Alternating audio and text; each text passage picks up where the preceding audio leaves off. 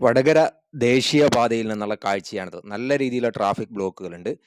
എന്നാൽ പല വാഹനങ്ങളും ഹെവി വെഹിക്കിൾസ് അടക്കം വാഹനങ്ങൾ ഫുട്പാത്തിലൂടെ കയറി പോകുന്നുണ്ട്. ഫുട്പാത്ത് എന്ന് പറഞ്ഞ സാധനം ആളുകൾക്ക് യാത്ര ചെയ്യാനോ ഡ്രൈനേജിൻ്റെ ഒരു സംവിധാനവും കൂടിയാണ്. അല്ലാതെ വാഹനങ്ങൾ കയറാനുള്ളതല്ല. നിങ്ങൾക്ക് ഇവിടെ ഒരു വണ്ടിയുടെ പാർട്സ് കാണുന്നുണ്ടാവും. ഇതേപോലെ ഫുട്പാത്തിലൂടെ കയറിയിട്ട് ഫുട്പാത്ത് താഴ്ന്ന് അതിനവിടെയുള്ള സ്ലാബ് താഴ്ന്ന് ചെറിയൊരു ഇതിൻ്റെ മുകളിൽ കോൺക്രീറ്റിൻ്റെ മുകളിലാണ് ഈ ഫുട്പാത്ത് നിൽക്കുന്നത് എന്ന് നിങ്ങൾ മനസ്സിലാക്കേണ്ടതുണ്ട്. പാലം നിർമ്മിക്കുന്ന അതിൻ്റെ അത്രയും കെ.ജിയിൽ അല്ല അത്രയും തിക്നെസ്സിലല്ല ഫുട്പാത്ത് പണിയുന്നത്.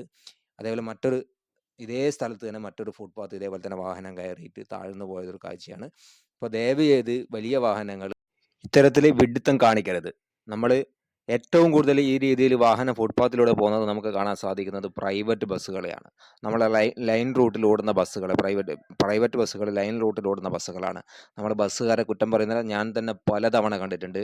നമ്മൾ പയ്യോളി, അതേപോലെ കോഴിക്കോട്, കൊയിലാണ്ടി ആ ഭാഗങ്ങളിലൊക്കെ, കൊയിലാണ്ടിയല്ല കോഴിക്കോട് ഭാഗങ്ങളിലൊക്കെ ഇതേ രീതിയിൽ ദേശീയപാതയിലൂടെ വാഹനങ്ങൾ യാത്ര ചെയ്യുമ്പോൾ ഫുട്പാത്തിലൂടെ കയറി പോകുന്നത്.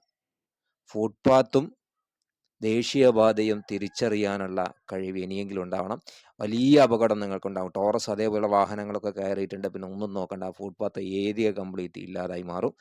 അപ്പോൾ അത്തരത്തിലുള്ള വിഡ്ഢിത്തരം ദയവ് ചെയ്ത് ഡ്രൈവേഴ്സ് കാണിക്കരുത് എന്ന് തന്നെയാണ് പറയുന്നത്. ബൈക്കും ഇതേ രീതിയിലൊക്കെ കയറി പോകുന്നുണ്ട്. പക്ഷെ വലിയ അപകടങ്ങളുണ്ടാവില്ല. എന്നാലും ബൈക്കുകാരും ഈ വേനൽ ചൂടിൽ ട്രാഫിക് ബ്ലോക്കിൽ ഇരുന്ന് പൊരിയുന്നതിന് പകരം ഫുട്പാത്തിൽ ഗ്യാപ്പ് കാണുമ്പോൾ അതിലേക്ക് കയറി പോകുന്നുണ്ട്. അത് വലിയ അപകടമുണ്ടാക്കില്ലെങ്കിലും അതും നിയമലംഘനം തന്നെയാണ്. അതേപോലെ സ്ലൈവ് ഇളകി കിടക്കുന്നതിനകത്ത് നിങ്ങളും വീഴാൻ സാധ്യത വളരെ കൂടുതലാണ്. അപ്പോൾ ബൈക്കുകാരായാലും ഫുട്പാത്തിലൂടെ കയറാൻ പാടില്ല എന്ന് തന്നെയാണ്. കാരണം ഒരുപാട് സംഭവ വികാസങ്ങൾ നമ്മൾ പലയിടത്തായിട്ട് കണ്ടതുകൊണ്ട് ജസ്റ്റ് ഒന്ന് നമ്മൾ ഓർമ്മപ്പെടുത്തിയാണ്. അപ്പോൾ വീഡിയോ ഇഷ്ടപ്പെട്ടിട്ടുണ്ടെങ്കിൽ ഒന്ന് പരമാവധി ഷെയർ